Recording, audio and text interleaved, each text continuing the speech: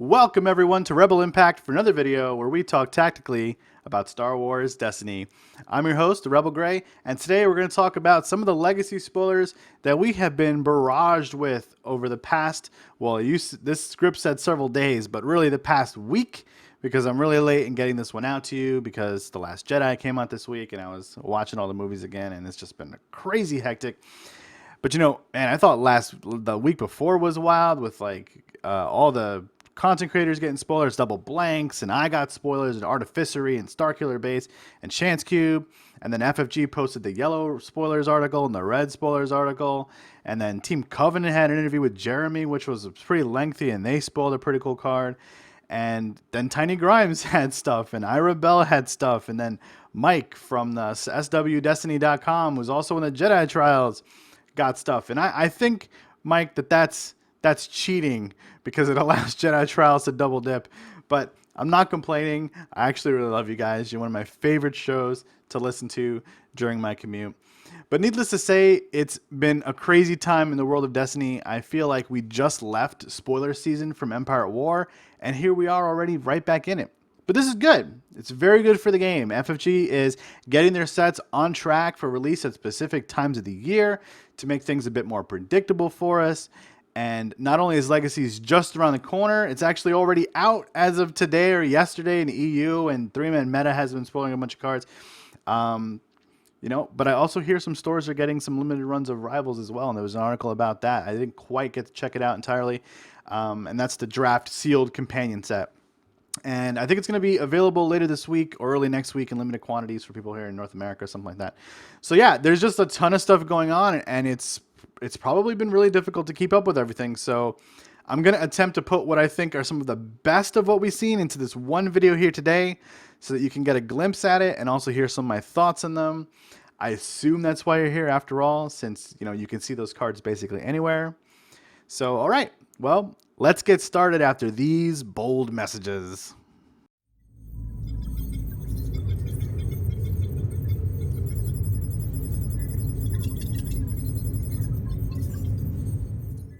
All right, let's start off with a really big one. This is a bonkers card for just 2 resources. Kylo Ren Starfighter it's just so good. I mean, I'm glad it's a legendary, but its power level is just kind of high. And the special, it gets on the die twice. I really don't get it. I think, is FFG trying to make Blue Villain like way over the curve? Is this some kind of marketing tactic to support the Last Jedi movie? I'm not really sure, but I kind of doubt it, and I hope that it's not at the same time. Fact is, this is a very good card with a pretty good die and a superbly amazing cost for what it brings to the table. It might be one of the best cards in the set. And if you thought Kylo Ren was anti-mono, this card utterly destroys monocolored decks. And so I think it's going to be a 2 of in any of those Kylo Anakin decks that we might see coming out in the Legacies block. I don't even give it a second thought. You're going to put 2 copies of this in your deck if you can get 2 copies of Legendary. And the next one up is Force Ren. This one was spoiled by Tiny Grimes. The previous one was Double Blanks Gaming. And Force Ren is so incredibly powerful. The special allows you to discard a support or upgrade by paying its cost, and that is simply an amazing thing. 0 and 1 cost upgrades and supports are in a lot of trouble once this thing hits the table. And since it's villain, you can get it out with a holocron package, right? So I think as far as pain goes, this thing would be a lot better at 2 than 3. But again, chances are you're not going to be hard casting it anyway. This is a real threat, and it alludes to a blue control archetype in a way that the game hasn't really seen before. And when you think about being able to include this card in your deck with the actual Rend event, you're going to have really some serious lockdown potential here if you can find a way to also produce enough resources to sort of keep things low. And when you think about the 0 and 1 cost upgrades alone that the game offers already, and even some of the 2 cost ones that decks seem to be built around, there's just a lot of stuff that Force Ren hits, and it really does seem incredibly scary. All right, so the next one up is a Team Covenant card, the only one that they spoiled as far as I know. And it's a really bad screenshot because it was taking up the video and it was kind of at an angle. But Force Wave is a pretty powerful card as well. But I think it's going to lose value as your game progresses, and it also might be a card that starts pretty high as far as dollar and cash value goes. And I think over time you're going to see it kind of dip in price. You have to hit characters with the damage on this thing, and so if your opponent's out of targets late in the game, that means that you're going to be forced to hit your guys with some damage, either the 2 or 1. Otherwise, Force Wave is a pretty good counter card, at least on paper, to the 3 and 4 character decks. But I don't think it's gonna see a lot of play in Hero. Again, maybe Villain's gonna slot this in here and there. Holocron it opens up so much when it comes to blue ability stuff. And the 1 cost and a special does help keep the power of this card in check a little bit, but I feel ultimately that it may be too expensive for most decks and definitely for most hero decks. I know that Adapt is coming into the set, and there might be some other ways as well for blue to generate some additional resources. And if blue hero could find a way to get this in your deck, this might really increase the power level as a deck archetype pretty significantly. All right, moving right along now, let's talk about Callis from the Red Spoilers article that FFG gave us. Callis is a really interesting card in that he brings a lot of flexibility to your deck. You don't have to worry about modifiers between melee and range side, since his power action lets you synergize your deck with basically any upgrades outside of indirect damage. And I'm going to read the power action for you. So turn this die showing a ranged side, die showing range damage to a side showing melee, or vice versa. So you can turn a side showing melee to a side showing ranged instead. So, also keep in mind Callis is a rare, and he's got 4 actual damage sides, and he's a 14/18 for 12 HP, which seems really, I don't know, it seems kind of efficient to me. This is not the best range in the world for villains or really any characters to be, because they kind of force into a 2-character deck. But, he seems like he's kind of okay on paper. We don't see a lot of this super flexible character stuff. We have characters like Chirrut and stuff that really don't see play, so I think maybe that hurts him a little bit. And we don't see a lot of that for pretty good reasons. But again, his power action does do a lot of help. To top it off, he's not, for his die, he's not like a 16/20 point character. He's in that comfortable sort of 14/18 stuff. And I feel like Callis, he's not a huge game changer or anything like that, but I think he brings a lot to the table because of his flexibility. He's a neat character for casual play, if nothing else, I guess. Next up, we got Newt Gunray, which was spoiled by Jedi Geek Girl over at iRebel, friend of the show. And I gotta say, I hate Newt Gunray, and if you don't already, then you're probably a control or choke player who has been looking for something exactly like this. Now, you've seen this effect before on another card, which is called Local Garrison from Awakenings. However, that's a support that costs 3. And Newt actually has this built into his card. And here's the effect, right?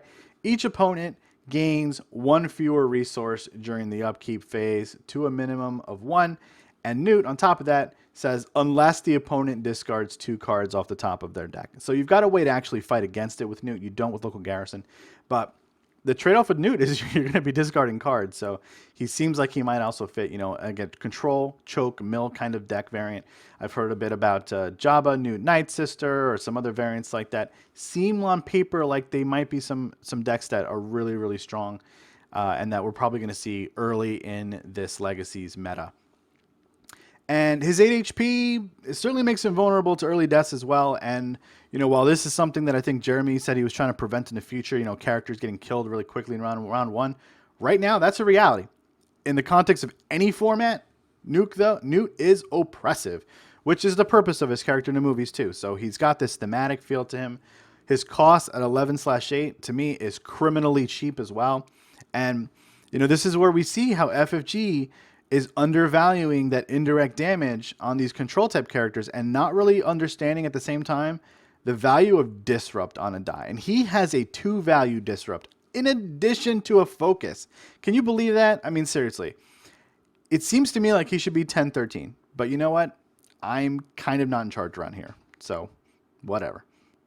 All right, next up, we're just going to put these 2 in a pair since that makes a whole lot of sense, right? First one is Tarkin, and he's a legendary, And honestly, I think he's an absolutely amazing card. His die sides are 2 indirect damage, 1 focus, 2 focus, so we've got something like Thrawn here again. 2 discard, which is super powerful. 1 resource, and a power action that reads remove 2 of your dice, showing the same symbol to deal 4 indirect damage to an opponent. So first of all, there are a lot of scary sides for Red Villain. We've got the 2 focus again, 2 discard. It's totally crazy that he gets a 2 discard, in my opinion. But, I mean, perhaps that's justified. I really don't know. I think, again, just like with Disrupt, I feel like FFG really, really undervalues discard sides for villains. For heroes, we only have Jin with a 2 discard side, but they've got Jabba at 11-14, and you've got Tarkin now as well. His power action, though, that really seals him as a character that is bringing some serious hurt to your opponent. You can remove 2 dice showing any side to do 4 indirect damage. That's really nice. So you can turn 2 disrupts or discards into damage depending on your game plan. I think that's saying something about him. His point cost kind of seems okay, 13, 16. Maybe it's right where it needs to be.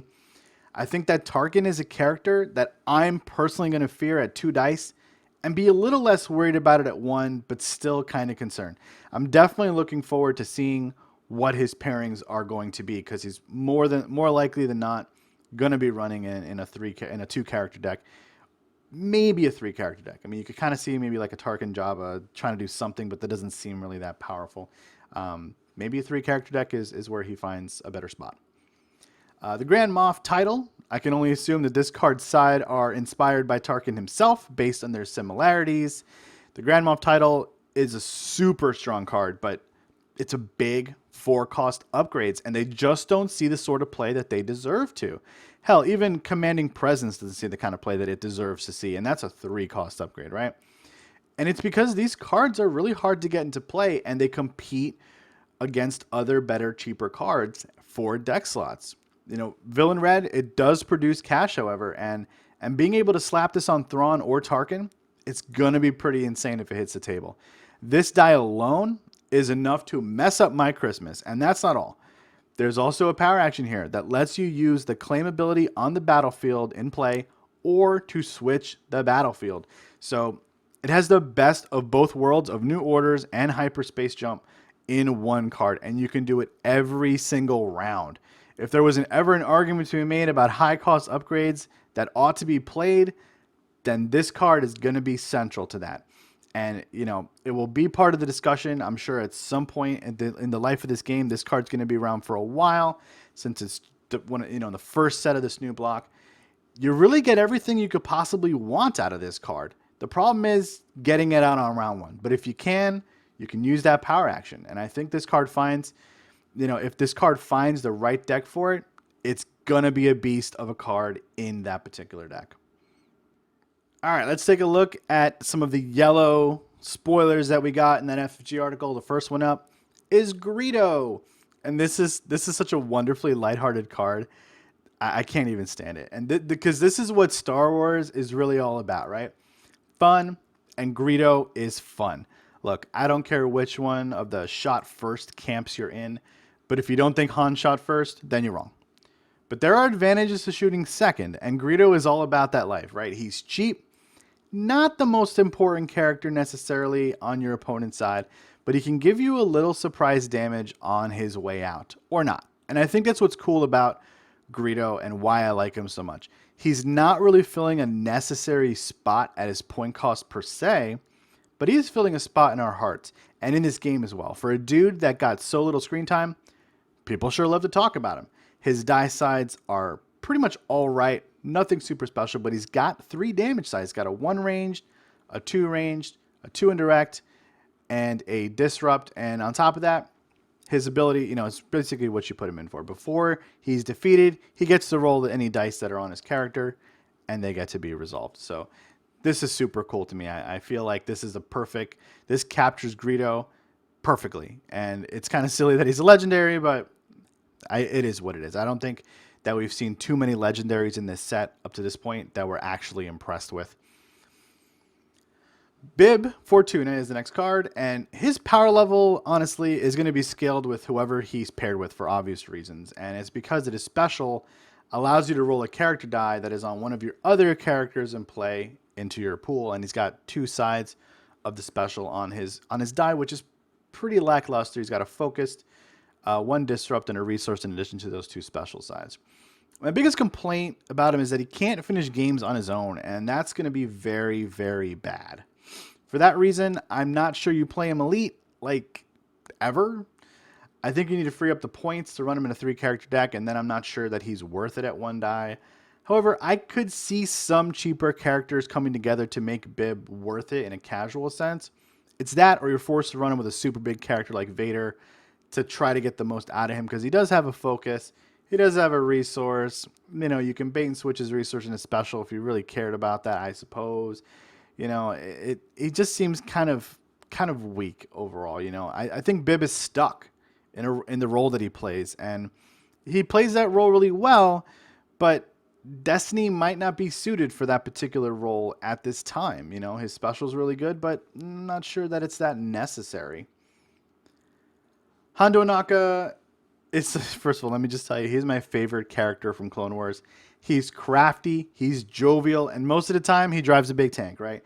And what I love the most about his card is how it's positioned as this hybrid control-y slash aggro character. You know, I think he ends up leaning towards aggro, since doing that 3 points of damage is pretty neat. Sadly, I think he loses value in the mid game with his special, which means that he needs to be put in kind of a flexible deck. And since he's neutral, he can pair with either side. And I think for heroes, he brings that good 2 disrupt side and a discard side at an okay point cost in yellow. For a villain, I think he's almost outclassed by Bazine being a bit cheaper to basically get a similar effect on her special. Although Hondo does have 2 specials, a little more HP as well. To be honest, I don't think he sees a lot of play, but he's going to be fun to mess around with. You know, perhaps some kind of that card diversion from Spirits might see some play with him around, but ultimately, I don't know. Do you build a hero disrupt deck that works with him? Do you try to fit that into a villain deck? I don't know. I don't know how that exactly works. It seems kind of like maybe there's cards coming out in the future that will interact with him a little better. What we have now doesn't quite feel like it's going to be supporting Hondo the way he wants to be supported. All right, well, since we talked about a Hondo, we got to talk about his tank, right? So, first of all, this thing has huge damage sides, a 2 shield side, and a special side that actually lets you do 3 things. Deal 2 damage, give 2 shields, and then take an additional action. It seems to me as though this vehicle is totally worth the 5 resource cost to put it on the field. Back in my day, Pomaz would have loved this thing. It's fairly insane once it hits the table, even if you could just throw with Poe. Pretty insane stuff. The thing is getting it out there in an impactful way at the right time. And Hera might be your best bet on this one as well. I think it fits that deck archetype pretty well. It's you know, basically bringing everything you'd want to the table, and it's special with its special or just the 5 indirect for a resource. This may be one of the most powerful vehicles in the game, despite it costing 2.5 Kylo Starfighters to get it out. And I apologize for the picture. I had to sort of crop this thing off of FFG's article because there's no full text on it. But for this one, we do have a nice full picture of, and it's Jar Jar Binks. And I have to start by saying right away, this might be one of my favorite cards that we've seen so far. Firstly, I love Jar Jar. I like the prequels. To all you haters, sorry, I'm not sorry. For 7/9 points and his die, which is sort of all over the place. It's got an indirect, a disrupt, a discard, a shield, a resource, and a blank. He seems like he could be a good fit in kind of a mill deck because his ability is super interesting. It's a total mind game in some matches. And what I think it turns out to be every turn is essentially like a sound the alarm if you can time it properly. Either that or your opponent's allowing you to using their first action to activate him to allow you to get sort of ahead, with the exception of them playing Django. And I think that sound the alarm effect itself can be really disruptive. So that might be something that causes your opponent to actually activate him early, you know. But if your opponent finds a way to play around him, I think at that point he sort of loses his effectiveness, because that's the trade off here. But on the bright side, you gain initiative for it, so there's a good trade off, right? I'm probably going to be messing around with Jar Jar some in the new meta because I think he has some presently unseen potential, and I know a lot of people have been talking about him at 7 hit points. Maybe they just try to kill him first because he's just so freaking annoying. But maybe he sticks around and he actually has a really big impact on the game. And I think that's really, really possible here. Finn is a good looking card no matter what format you're looking to bring him to, but I think he's a little underpowered against some other heroes in the Awakenings block. That said, he's essentially 4 damage sides for 12 points or 16 at Elite, and his special creates a 2 damage swing on a typical day, but the interaction potential with other cards is very high and really pretty good too. Finn can move damage off things like the Bubble Shield, the Resistance Bomber, some other vehicles that we're seeing come out that go into play with damage on them, even Backup Muscle. I think those alone make him pretty good on paper.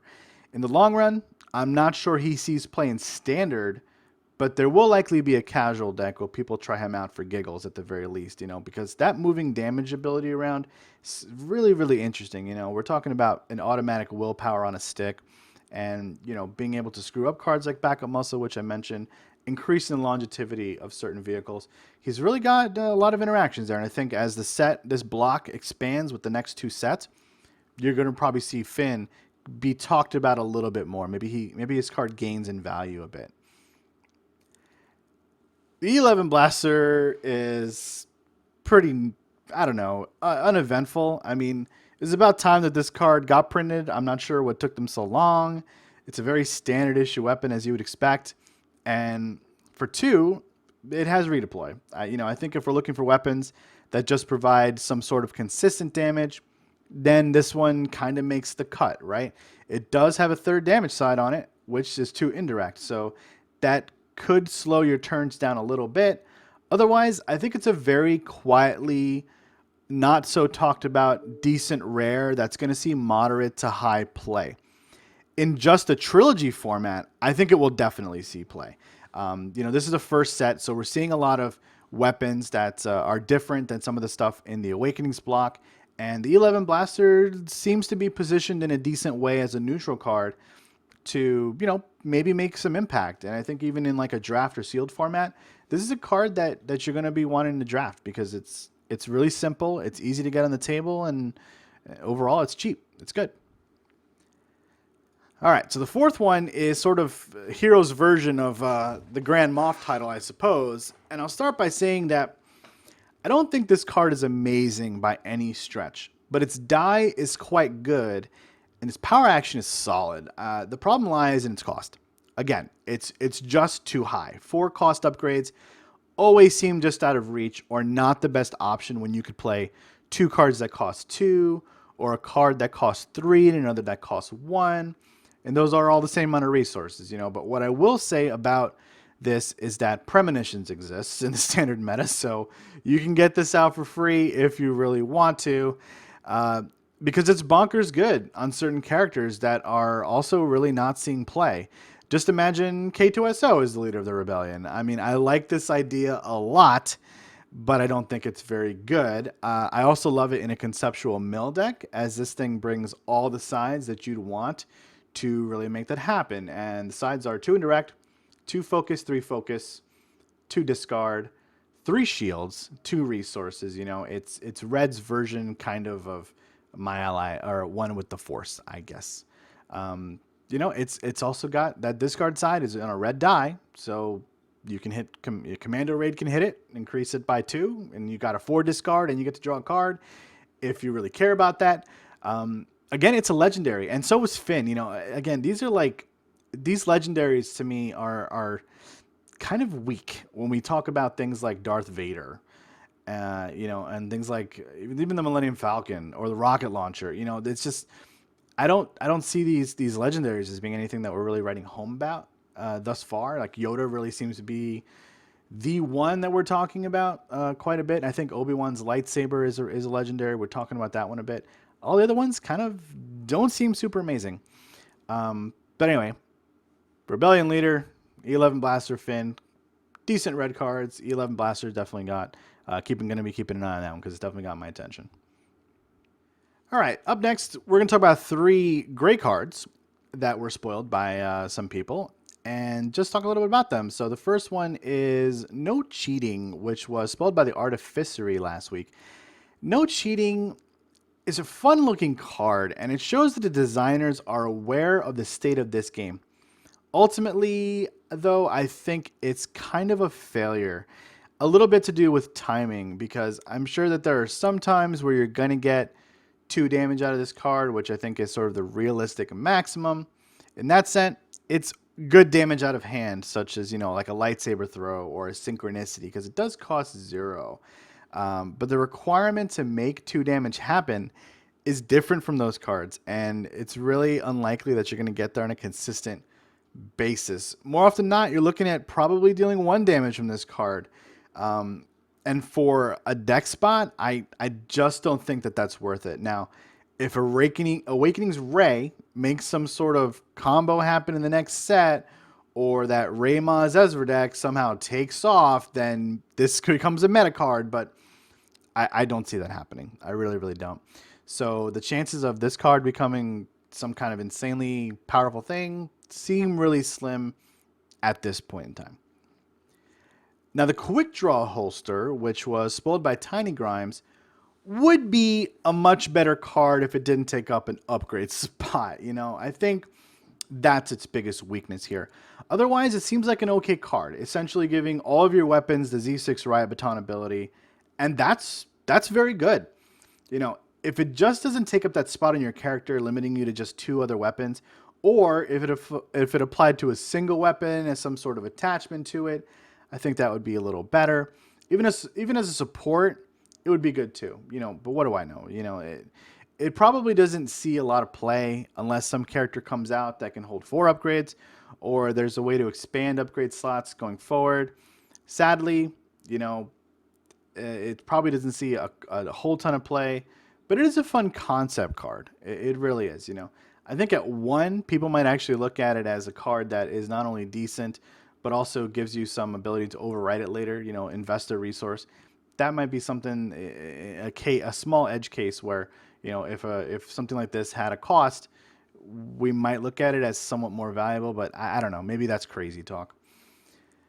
The last one I want to talk about came up in the draft article, actually, by FFG, and it's the Sith Temple, and it has a claim ability that says remove 1 of your dice to deal 1 unblockable damage to a character. Now, I'm not exactly sure why I wanted to talk about this card now, but what I will say is that you've got a claim ability here that is allowing you to remove 1 of your own dice and turn whatever that value on that die is into an unblockable damage to a character. And I find that claiming to do damage has been something that was pretty powerful in the Awakening set, with stuff like Emperor's Throne Room. Obviously, Separatist Base and things like that didn't see a whole ton of play. But this also allows you to remove a die from the table, which is kind of a protection play, right, from those deflect die or we've seen a lot of like the double dealing plays in some decks and stuff like that. Again, I don't think it's a huge impact of a battlefield, but I thought it was worth mentioning just because it seems neat to be able to do unblockable damage, and with the current meta the way it is, with Qui-Gon Kanan out there and Poe Rey, being able to do unblockable damage is something really, really important. And yeah, this one allows you to do that. So cool. And it's coming in the starter, right? So that's neat. All right, folks. Well, we got through another one. I do apologize for this one coming out a bit late. I was initially going to do this as sort of a yellow spoiler and a red spoiler video. And then, all these content creators got spoilers. And I just felt like a lot of people were saying on Facebook and stuff, hey, where can I see all the spoilers? And obviously you can go to swdestinydb.com and look at just the Legacy set itself to get all the cards there. But, it was interesting to put out a video that kind of had some of the good ones in it. And I know that there was a few that I didn't talk about that other people might have been interested, like Saw Gerrera, for example. But I just wanted to focus on sort of what I thought was cool and put it all in in one whole video, and I hope I didn't rush through it too much. I've had a lot of stuff to do earlier today, and I've got a lot of stuff to do tonight. But I wanted to make sure I got you guys something on the books that you could take a look at while you're also looking through all the spoilers that I know 3-Man Meta is posting all over the place because they got a booster box. And also the starter set has now pretty much been fully spoiled as well. So you can take a look at some of those cards all over Facebook. The Knights of Ren Discord has a lot of stuff right now being posted on it. So it's very, very active. And again, this is a great time to be playing Destiny. There's so many things to look at right now. Now that we know that that this meta is sort of what it is, with Poe Ray and Qui-Gon Kanan and 5-die villains sort of being good, but not amazing. It's just nice to be able to talk about something else, right? And spoilers are right up our alley. And so thankful that you guys came by today to look at this, even though some of this to you is old news, right? And maybe to some of you it's not. But either way, I hope you like it. And if you like what you're hearing, please subscribe if you haven't already, and tell your friends to come on down to just kind of check out the channel and learn a little bit about the different things that I do here at Rebel Impact. And also join my Facebook page. If you like to donate some money, you can do that on Patreon now. I got all the links down below. And also, we're being sponsored now by TopDeckTCG.com. And you can go there, and there's a promo code as well in the show notes that you can use to get 10% off your order. So again, thank you guys for stopping by. Look forward to another video maybe in a couple days. I might be able to put something on Sunday, maybe Monday or Tuesday, but Sunday I'll probably get something ready for you guys, at the earliest. So until we see each other again, enjoy all the wonderful spoilers that are coming out from the Legacies block. Super exciting stuff to see and to talk about. And may the Force be with you.